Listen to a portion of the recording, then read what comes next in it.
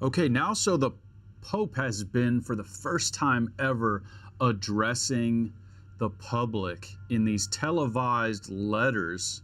I think they're called encyclicals. And the first one he has done is about AI. And I've heard it's not very favorable for AI. Anyway, let's get into this and see what the Pope has to say.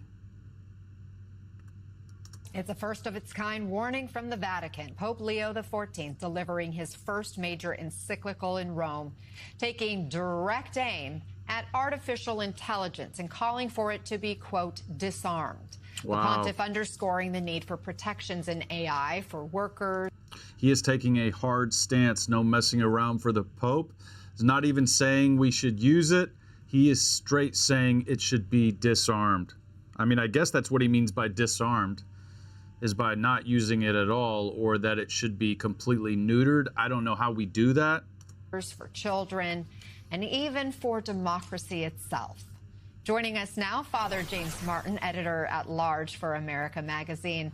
Father, it's good to see you. You are calling this the most cogent Catholic critique of capitalism you have ever read. This encyclical is setting the tone for Leo's papacy. Why do you think Pope Leo chose to focus on artificial intelligence? Well, popes regularly speak out on matters of social concern. He is following in the footsteps of Leo XIII, who in 1891 had his encyclical called Rerum Novarum, which talked about the Industrial Revolution. And I think Pope Leo XIV wants to weigh in on the digital revolution. And I think from what I saw, this is called Magnifica Humanitas, or something to that effect, which I guess means magnificent humanity, maybe. I'm not sure, but good on the Pope for doing this and sharing his voice. He was obviously picked for a reason. He is, of course, the American-born Pope. I think the first American Pope we've had in quite some time, if ever. And I heard that he's going to be dropping several of these encyclicals. And specifically on AI. One line in particular is grabbing headlines, the Pope saying AI needs to be, quote unquote, disarmed. What do you think he means by that? And how does he see this tech fitting into our society? And the Father here is saying maybe the most cogent critique of capitalism, because capitalism is really what's spurring AI on, right? AI has the chance to make so much money. Look at when Google came out, it quickly became one of the most profitable and valuable companies of all time. AI is the next step. It is the next revolution. There will be so much money made. And I just heard the other day that AI could potentially make more money than any of the companies you see now, including Elon Musk's companies. So they say it could potentially, the money that AI stands to generate could dwarf any company that currently exists.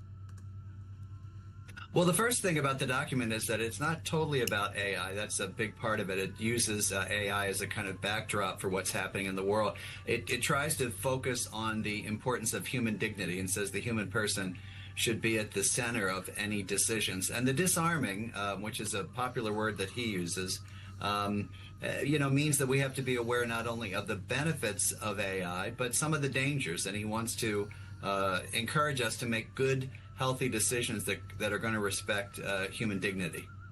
He talks about not using this kind of technology to wage war. He talks about protecting children from the harms of this, total technological revolution we're seeing that includes social media and AI. When you come away after reading all 42,000 words of this document, who do you think he was really speaking to? Is anybody, everyone loves the Pope just like they love the royal family, etc., or a lot of people do. But who is listening to the Pope? I really haven't heard that many people talking about it, so was his target audience. And I wanted to say, I guess he's not talking about completely eliminating it, just making sure we neuter it. So kind of I guess it's naturally a nuanced critique. Here.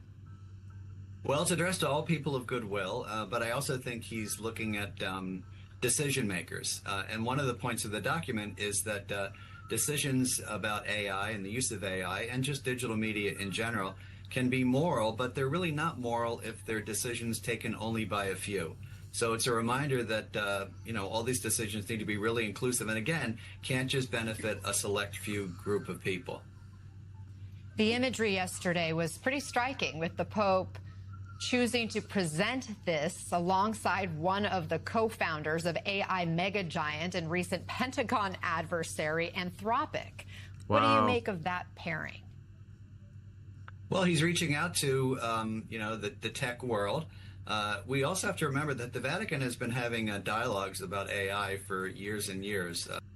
I guess Anthropic, who have recently been in the news with our current administration with Donald Trump, President Trump, because they didn't want to do what Trump said they should do or listen to how the U.S. government wanted to constrain AI. I know that made headlines a little while back, but I guess if the Pope reaches out to your AI company, you're going to go.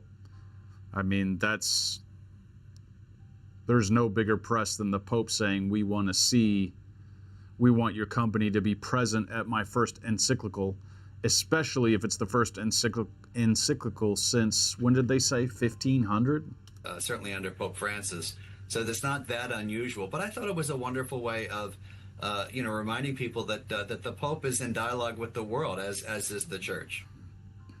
And you mentioned it's not just AI within these pages. Pope Leo also used this document to issue a first-of-its-kind apology for the role the papacy played in legitimizing slavery. He calls it a, quote, wound in Christian memory.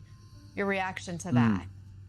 Well, it's certainly necessary and required, and I was very glad that the Pope did it so bluntly.